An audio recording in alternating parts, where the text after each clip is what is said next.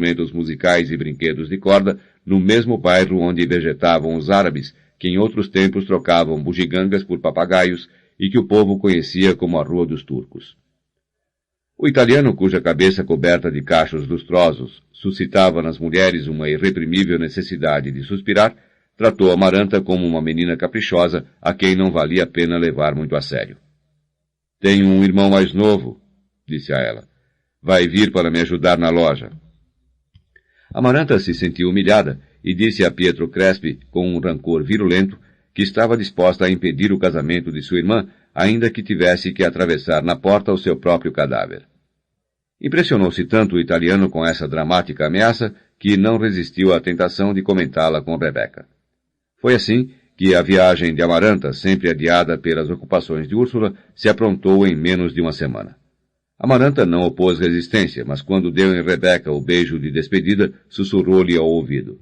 Não tenha ilusões. Ainda que me levem até o fim do mundo, eu encontro a maneira de impedir que você se case, mesmo que tenha de matá-la. Com a ausência de Úrsula, com a presença invisível de Melquíades, que continuava o seu perambular sigiloso pelos quartos, a casa pareceu enorme e vazia.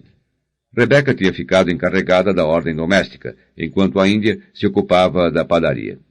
Ao anoitecer, quando Pietro Crespi chegava precedido de um fresco hálito de alfazema e trazendo sempre um brinquedo de presente, a noiva recebia sua visita na sala principal, com portas e janelas abertas para estar a salvo de toda suspeita. Era uma precaução desnecessária, porque o italiano tinha demonstrado ser tão respeitoso que nem sequer pegava na mão da mulher que seria sua esposa antes de um ano.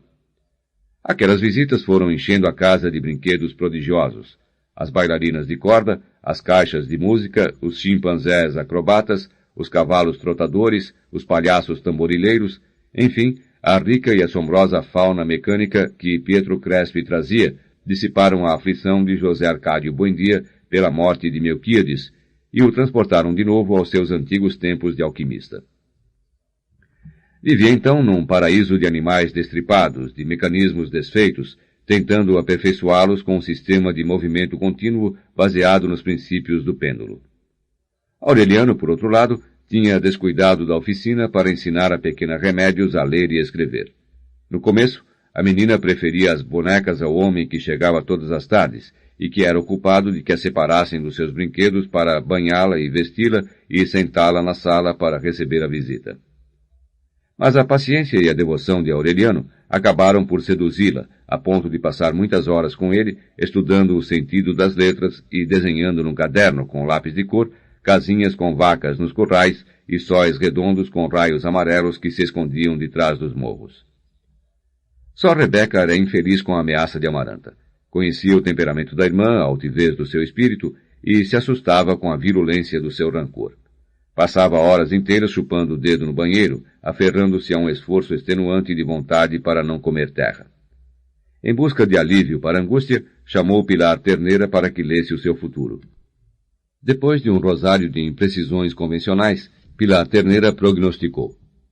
Você não vai ser feliz enquanto seus pais permanecerem insepultos. Rebeca estremeceu. Como na lembrança de um sonho, viu-se a si mesma entrando em casa, muito garota ainda, com o baú e a cadeirinha de balanço e um saco de lona cujo conteúdo nunca soube. Lembrou-se de um cavalheiro calvo, vestido de linho, e com o colarinho da camisa fechado com um botão de ouro, que nada tinha que ver com o rei de copas. Lembrou-se de uma mulher muito jovem e muito bela, de mãos frágeis e perfumadas, que nada tinham em comum com as mãos reumáticas do valete de ouros, e que lhe punha flores no cabelo para levá-la a passear de tarde por um povoado de ruas verdes. Não estou entendendo, disse. Pilar Terneira pareceu desconcertada. Nem eu, mas isso é o que dizem as cartas.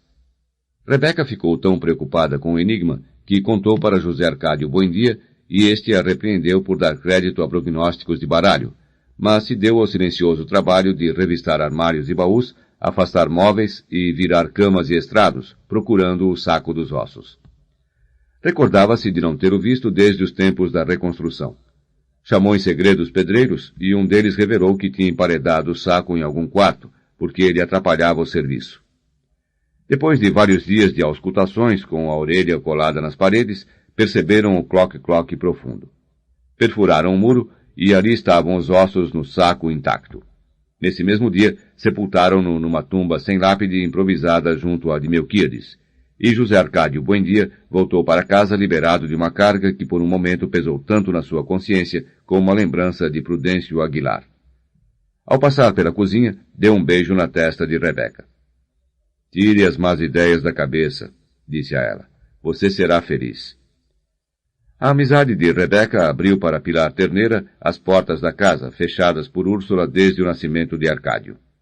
Chegava a qualquer hora do dia, como um pé de vento, e descarregava sua energia febril nos trabalhos mais pesados. Às vezes, entrava na oficina e ajudava Arcádio a sensibilizar as lâminas do daguerreótipo com uma eficácia e uma ternura que acabaram por confundi-lo. Aquela mulher o aturdia. O moreno da sua pele, o seu cheiro de fumo, a desordem do seu riso no quarto escuro, perturbavam a sua atenção e o faziam tropeçar nas coisas. Certa ocasião, Aureliano estava ali trabalhando em ourivesaria, e Pilar Terneira se apoiou na mesa para admirar a sua paciente tenacidade. De repente aconteceu. Aureliano percebeu que Arcádio estava no quarto escuro antes de levantar a vista e encontrar os olhos de Pilar Terneira, cujo pensamento era perfeitamente visível, como que exposto à luz do meio-dia. — Bem? — disse Aureliano. — Diz o que é. Pilar Terneira mordeu os lábios com um sorriso triste. — Você é bom para a guerra — disse. Onde bota o olho, acerta o chumbo. Aureliano descansou com a comprovação do presságio. Voltou a se concentrar no trabalho, como se nada tivesse acontecido, e a sua voz adquiriu uma repousada firmeza. — Eu reconheço — disse. — Terá o meu nome. José Arcádio Buendia conseguiu por fim o que procurava. Conectou a uma bailarina de corda o mecanismo do relógio, e o brinquedo dançou sem interrupção ao compasso da sua própria música durante 3 dias. Aquela descoberta o excitou muito mais do que qualquer das suas empresas descabeladas. Não voltou a comer, não voltou a dormir. Sem a vigilância e os cuidados de Úrsula, deixou-se arrastar pela sua imaginação até um estado de delírio perpétuo do qual não voltou a se recuperar. Passava as noites andando no quarto, pensando em voz alta, procurando a maneira de aplicar os princípios do pêndulo aos carros de boi, às grades do arado, a tudo que fosse útil posto em movimento. Cansou-o tanto a febre da insônia, que certa madrugada não pôde reconhecer o ancião de cabeça branca e gestos incertos que entrou no seu quarto. Era Prudêncio Aguilar. Quando por fim o identificou, assombrado de que também os mortos envelhecessem, José Arcádio Buendia sentiu-se abalado pela nostalgia. — Prudêncio! — exclamou. — Como você veio parar tão longe? Depois de muitos anos de morte, era tão imensa a saudade dos vivos, tão premente a necessidade de companhia, tão aterradora a proximidade da outra morte que existia dentro da morte, que Prudêncio Aguilar tinha acabado por amar o pior dos seus inimigos. Fazia muito tempo que o estava procurando. Perguntava por ele aos mortos de Riohacha, aos mortos que chegavam do vale de Upar, aos que chegavam do Pantanal, e ninguém lhe fornecia a direção, porque Macondo foi um povoado desconhecido para os mortos, até que chegou Melquíades e o marcou com um pontinho negro nos disparatados mapas da morte. José Arcádio Buendia conversou com Prudêncio Aguilar até o amanhecer. Poucas horas depois, devastado pela vigília, entrou na oficina de Aureliano e perguntou: — Que dia é hoje? Aureliano respondeu que era terça-feira. — É o que eu pensava — disse José Arcádio Buendia. Mas de repente reparei que continua sendo segunda-feira, como ontem. Olha o céu, olha as paredes, olha as begônias. Hoje também é segunda-feira.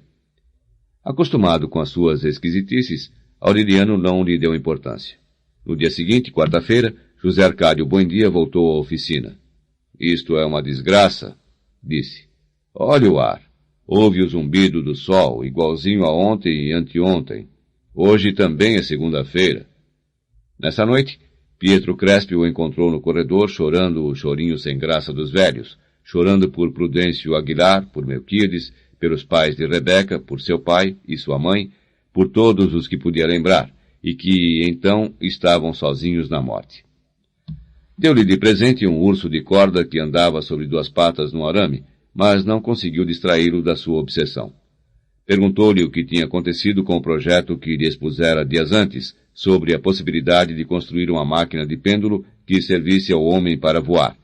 E ele respondeu que era impossível, porque o pêndulo podia levantar qualquer coisa no ar, mas não podia levantar-se a si próprio. Na quinta-feira voltou a aparecer com um doloroso aspecto de terra arrasada. A máquina do tempo estragou, quase soluçou. E Úrsula e Amaranta tão longe. Aureliano repreendeu-o como a um menino, e ele adotou um ar submisso. Passou 6 horas examinando as coisas, tentando encontrar uma diferença do aspecto que tiveram no dia anterior, procurando descobrir nelas alguma mudança que revelasse o transcurso do tempo. Ficou toda a noite na cama com os olhos abertos, chamando Prudêncio Aguilar. Melquíades, todos os mortos, para que viessem compartilhar do seu desgosto. Mas ninguém acudiu. Na sexta-feira, antes que todos se levantassem, voltou a observar a aparência da natureza, até que não teve a menor dúvida de que continuava sendo segunda-feira. Então agarrou a tranca de uma porta e, com a violência selvagem da sua força descomunal, espedaçou até transformar em poeira os aparelhos de alquimia, o gabinete de daguerreotipia, a oficina de ourivesaria, gritando como um endemoniado num idioma altissonante e fluido, mas completamente incompreensível. Dispunha-se a arrasar com o resto da casa quando Aureliano pediu ajuda aos vizinhos. Foram necessários 10 homens para subjugá-lo, 14 para amarrá-lo, 20 para arrastá-lo até o castanheiro do quintal, onde o deixaram amarrado, ladrando em língua estranha e deitando espuma verde pela boca. Quando Úrsula e Amaranta chegaram, ainda estava atado pelos pés e pelas mãos ao tronco do castanheiro, ensopado de chuva e num estado de inocência total. Falaram com ele, e ele olhou para elas sem reconhecê-las, e lhes disse alguma coisa incompreensível. Úrsula lhe soltou as munhecas e os tornozelos, ulcerados pela pressão das cordas, e o deixou amarrado apenas pela cintura. Mais tarde construíram uma pequena coberta de sapé para protegê-lo do sol e da chuva. CD 5. Aureliano Buendia e Remédios Moscote casaram-se num domingo de março, diante do altar que o padre Nicanor Reina fez construir na sala de visitas. Foi o clímax de 4 semanas de sobressaltos na casa dos Moscote, pois a pequena Remédios chegara à puberdade antes de superar os hábitos infantis. Apesar da mãe ter instruído sobre as mudanças da adolescência numa tarde de fevereiro, irrompeu aos gritos de alarme na sala onde as irmãs conversavam com Aureliano e mostrou-lhes a calcinha manchada de uma pasta cor de chocolate. Marcou-se o prazo de 1 mês para o casamento. Mal houve tempo de ensiná-la a se lavar e se vestir sozinha e a entender dos assuntos elementares de um lar. Fizeram-na urinar em tijolos quentes para corrigir-lhe o hábito de molhar a cama. Deu trabalho convencê-la da inviolabilidade do segredo conjugal, porque Remédios estava tão aturdida e ao mesmo tempo tão maravilhada com a revelação que queria comentar com todo mundo os pormenores da noite de núpcias. Foi um esforço extenuante, mas na data prevista para a cerimônia, a menina era tão experimentada nas coisas do mundo quanto qualquer das suas irmãs. O Sr. Apolinar Moscote levou-a de braço dado pela rua enfeitada de flores e guirlandas, entre o estampido dos foguetes e a música de várias bandas, e ela cumprimentava com a mão e agradecia com um sorriso aos que das janelas lhe desejavam boa sorte. Aureliano, vestido de fazenda negra, com as mesmas botinas de verniz com argolas metálicas que haveria de usar poucos anos depois diante do pelotão de fuzilamento, estava de uma palidez intensa e com um bolo duro na garganta, quando recebeu a noiva na porta da casa e a levou ao altar. Ela se comportou com tanta naturalidade, com tanta discrição, que não perdeu a compostura nem sequer quando Aureliano deixou cair a aliança ao tentar colocá-la no seu dedo. No meio do burburinho e princípio de confusão dos convidados, ela manteve levantado o braço com a mitene de renda e permaneceu com o anular estendido até que o seu noivo conseguiu parar a aliança com a botina para que não continuasse rodando até a porta, e voltou ruborizado ao altar. A mãe e as irmãs sofreram tanto com o medo de que a menina incorresse em alguma falta durante a cerimônia, que no final foram elas que cometeram a impertinência de pegá-la no colo para dar-lhe um beijo. Desde aquele dia, revelou-se o senso de responsabilidade, a graça natural, o calmo domínio que sempre haveria de ter. Remédio ante as circunstâncias adversas. Foi ela quem, por sua própria iniciativa, separou a melhor porção que cortou do bolo de noiva e a levou num prato com um garfo para José Arcádio Buendia. Amarrado ao tronco do castanheiro, encolhido num banquinho de madeira sob a coberta de sapé, o enorme ancião, desbotado pelo sol e pela chuva, teve um vago sorriso de gratidão e comeu o bolo com os dedos, mastigando um salmo ininteligível. A única pessoa infeliz naquela celebração estrepitosa que se prolongou até o amanhecer de segunda-feira foi Rebecca Buendia. Era sua festa frustrada. Pelo arranjo de Úrsula, o seu casamento se devia celebrar na mesma data, mas Pietro Crespi recebera na sexta-feira uma carta com a notícia da morte iminente de sua mãe. O casamento foi adiado. Pietro Crespi seguiu para a capital da província 1 hora depois de receber a carta, e no caminho cruzou com a mãe que chegou pontualmente na noite de sábado e cantou no casamento de Aureliano a área triste que tinha preparado para o casamento do filho. Pietro Crespi regressou à meia-noite do domingo para varrer as cinzas da festa, depois de ter arrebentado 5 cavalos no caminho, tentando chegar a tempo para o casamento. Nunca se averiguou quem escrevera a carta. Atormentada por Úrsula, Amaranta chorou de indignação e jurou inocência diante do altar que os carpinteiros não tinham ainda acabado de desarmar. O padre Nicanor Reina, que o senhor Apolinar Moscote tinha trazido do Pantanal para que oficiasse o casamento, era um ancião endurecido pela ingratidão do ofício. Tinha a pele triste, quase colada aos ossos, e o ventre pronunciado e redondo, e uma expressão de anjo velho que era mais de inocência que de bondade. Tinha o propósito de voltar à sua paróquia logo depois do casamento, mas se espantou com a aridez dos habitantes de Macondo, que prosperavam no escândalo sujeitos à lei natural, sem batizar os filhos nem santificar os feriados. Pensando que em nenhuma terra fazia tanta falta a semente de Deus, decidiu ficar mais uma semana para cristianizar circuncisos e gentios, legalizar concubinários e sacramentar moribundos. Mas ninguém lhe deu importância. Respondiam-lhe que durante muitos anos tinham ficado sem padre, arranjando os negócios da alma diretamente com Deus, e haviam perdido a malícia do pecado mortal.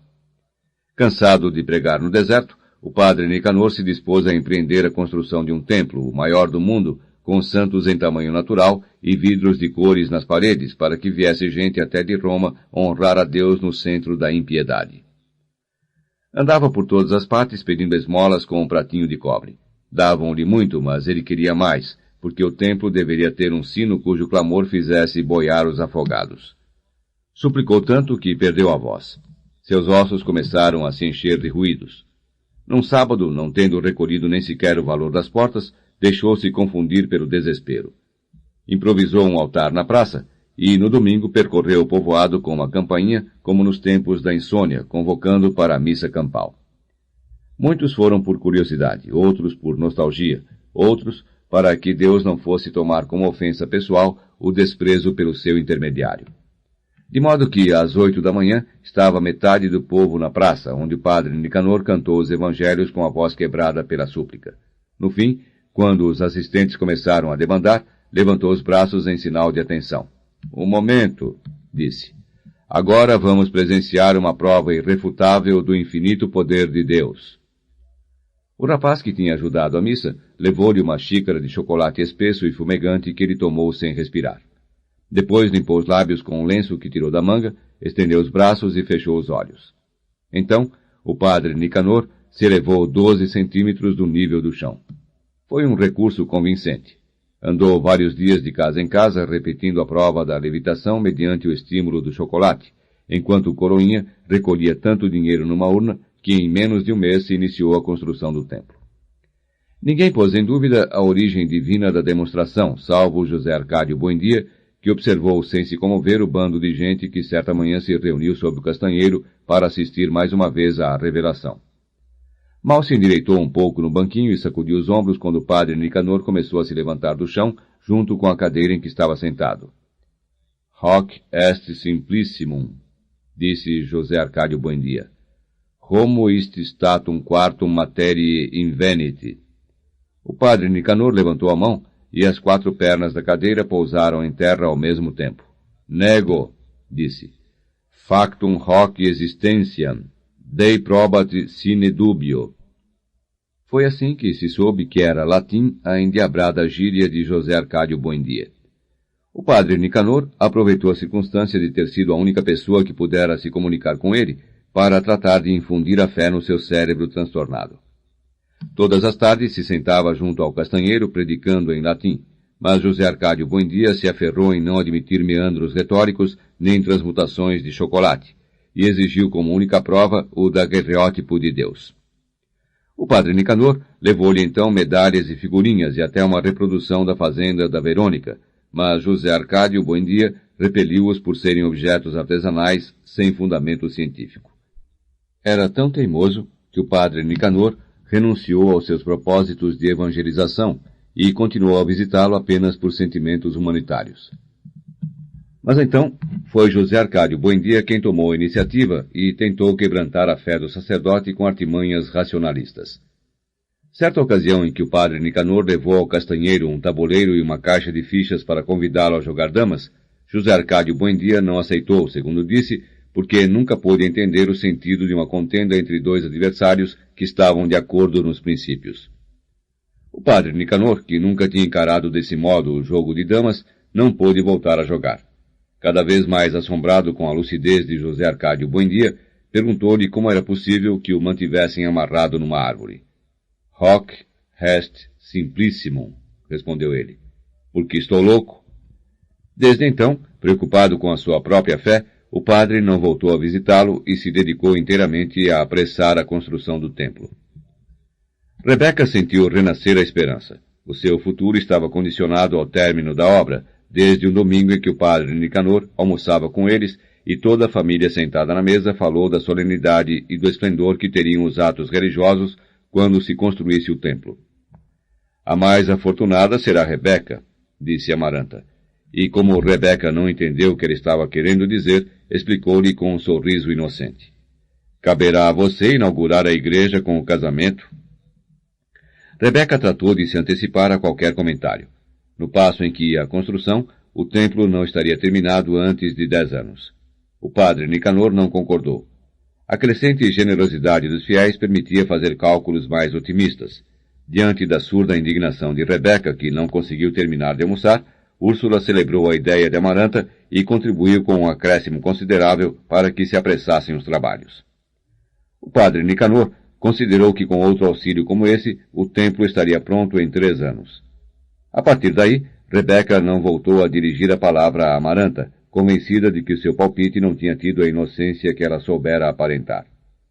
Era o que eu podia fazer de menos grave, replicou Amaranta na violenta discussão que tiveram aquela noite. Assim não vou ter que te matar nestes próximos 3 anos. Rebeca aceitou o desafio. Quando Pietro Crespi soube do novo adiamento, sofreu uma crise de desilusão, mas Rebeca lhe deu uma prova definitiva de lealdade. A gente foge quando você quiser, disse. Pietro Crespi, entretanto, não era homem de aventuras. Carecia do temperamento impulsivo da sua noiva e considerava o respeito à palavra empenhada como um capital que não se podia desbaratar. Então Rebeca recorreu a métodos mais audazes. Um vento misterioso apagava as luzes da sala de visitas e Úrsula surpreendia os noivos se beijando no escuro. Pietro Crespi lhe dava explicações atrapalhadas sobre a má qualidade das modernas lâmpadas de alcatrão e até ajudava a instalar na sala sistemas de iluminação mais seguros. Mas outra vez falhava o combustível ou entupiam as mechas, e Úrsula encontrava Rebeca sentada nos joelhos do noivo. Acabou por não aceitar nenhuma explicação. Depositou na Índia a responsabilidade da padaria e se sentou numa cadeira de balanço para vigiar a visita do noivo, disposta a não se deixar vencer por manobras que já eram velhas na sua juventude. Coitada de mamãe, dizia Rebeca com sarcástica indignação, vendo Úrsula bocejar de sono nas visitas. Quando morrer vai sair penando nesta cadeira de balanço. Ao fim de 3 meses de amores vigiados, amolado com a lentidão da obra que passara a inspecionar todos os dias, Pietro Crespi resolveu dar ao padre Nicanor o dinheiro que faltava para terminar o templo. Amaranta não se impacientou. Enquanto conversava com as amigas que todas as tardes iam bordar ou tricotar na varanda, tratava de conceber novas artimanhas. Um erro de cálculo botou a perder a artimanha que considerou mais eficaz: tirar as bolinhas de naftalina que Rebeca tinha colocado no seu vestido de noiva antes de guardá-lo na cômoda do quarto. Fê-lo quando faltavam menos de 2 meses para o término do templo. Mas Rebeca estava tão impaciente diante da proximidade do casamento que quis preparar o vestido com mais antecipação do que havia previsto Amaranta. Ao abrir a cômoda e desembrulhar primeiro os papéis e depois o pano protetor, encontrou o cetim do vestido e a renda do véu e até a coroa de flor de laranjeira pulverizados pelas traças. Embora estivesse certa de ter colocado no embrulho 2 punhados de bolinhas de naftalina, o desastre parecia tão acidental que não se atreveu a culpar Amaranta. Faltava menos de um mês para o casamento, mas Amparo Moscote se comprometeu a costurar um novo vestido em uma semana. Amaranta sentiu-se desfalecer naquele meio-dia chuvoso em que Amparo entrou em casa envolta numa espumarada de renda para que Rebeca fizesse a última prova do vestido. Perdeu a voz e um fio de suor gelado desceu pelo leito da sua espinha dorsal. Durante longos meses, tinha tremido de pavor esperando aquela hora, porque se não concebia o obstáculo definitivo para o casamento de Rebeca, estava certa de que no último instante, quando tivessem falhado todos os recursos da sua imaginação, teria coragem de envenená-la. Nessa tarde, enquanto Rebeca sufocava de calor dentro da couraça de cetim que Amparo Moscote ia formando no seu corpo com 1000 alfinetes e uma paciência infinita, Amaranta errou várias vezes os pontos do crochê e espetou o dedo na agulha, mas decidiu com terrível frieza que a data seria a última sexta-feira antes do casamento, e a maneira seria uma dose de ópio no café. Um obstáculo maior, tão inevitável quanto o imprevisto, obrigou-os a um novo e indefinido adiamento. Uma semana antes da data marcada para o casamento, a pequena Remédios acordou à meia-noite ensopada por um caldo quente que explodira nas suas entranhas com uma espécie de arroto rasgante, e morreu 3 dias depois, envenenada pelo próprio sangue, com um par de gêmeos atravessados no ventre. Amaranta sofreu uma crise de consciência. Tinha suplicado a Deus com tanto fervor que algo de pavoroso acontecesse para não ter de envenenar Rebeca, que se sentiu culpada pela morte de Remédios. Não era esse o obstáculo porque tinha suplicado tanto. Remédios tinha levado para casa um sopro de alegria. Instalara-se com o marido perto da oficina, numa alcova que decorou com as bonecas e brinquedos da sua infância recente, e a sua alegre vitalidade transbordava as 4 paredes da alcova e passava como uma ventania de boa saúde pelo corredor das begônias. Cantava desde o amanhecer. Foi ela a única pessoa que se atreveu a servir de mediadora nas discussões entre Rebeca e Amaranta. Tomou a seu cargo a dispendiosa tarefa de cuidar de José Arcádio Buendia. Levava-lhe os alimentos, assistia-o nas suas necessidades cotidianas, lavava-o com sabão e bucha, mantinha limpos de piolhos e lêndias os cabelos e a barba, conservava em bom estado o telhadinho de sapé e o reforçava com lonas impermeáveis nos tempos de tempestade. Nos últimos meses, tinha conseguido se comunicar com ele por frases em latim rudimentar. Quando nasceu o filho de Aureliano e Pilar Terneira e foi levado para casa e batizado em cerimônia íntima com o nome de Aureliano José, Remédios decidiu que fosse considerado como seu filho mais velho. Seu instinto maternal surpreendeu Úrsula. Aureliano, por outro lado, encontrou nela a justificativa que lhe faltava para viver. Trabalhava todo o dia na oficina e Remédios lhe levava na metade da manhã uma caneca de café sem açúcar. Ambos visitavam todas as noites os Moscote.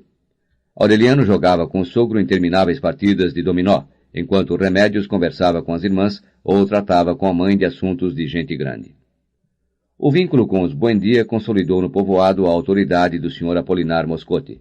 Em frequentes viagens à capital da província, conseguiu que o governo construísse uma escola para que administrasse Arcádio, que tinha herdado o entusiasmo didático do avô. Por meio da persuasão, convenceu a maioria dos habitantes de que suas casas deviam ser pintadas de azul para a festa da independência nacional. A instâncias do padre Nicanor, ordenou a mudança da taberna de Catarino para uma rua afastada, e fechou vários lugares de escândalo que prosperavam no centro da povoação. Certa vez, regressou com 6 guardas armados de fuzis a quem encomendou a manutenção da ordem, sem que ninguém se lembrasse do compromisso original de não ter gente armada no povoado. Aureliano se comprazia com a eficácia do sogro. Você vai ficar tão gordo quanto ele, diziam os amigos. Mas o sedentarismo que acentuou as suas maçãs do rosto e concentrou o fulgor dos seus olhos não aumentou o seu peso nem alterou a parcimônia do seu temperamento, e, pelo contrário, endureceu nos seus lábios a linha reta da meditação solitária e da decisão implacável. Tão profundo era o carinho que ele e sua esposa tinham conseguido despertar na família de ambos, que quando Remédios anunciou que ia ter um filho, até Rebeca e Amaranta fizeram uma trégua para tricotar com lã azul para o caso de vir um menino e com lã rosa para o caso de ser menina. Foi ela a última pessoa em quem Arcádio pensou poucos anos depois, diante do pelotão de fuzilamento. Úrsula ordenou um luto de portas e janelas fechadas, sem entrada nem saída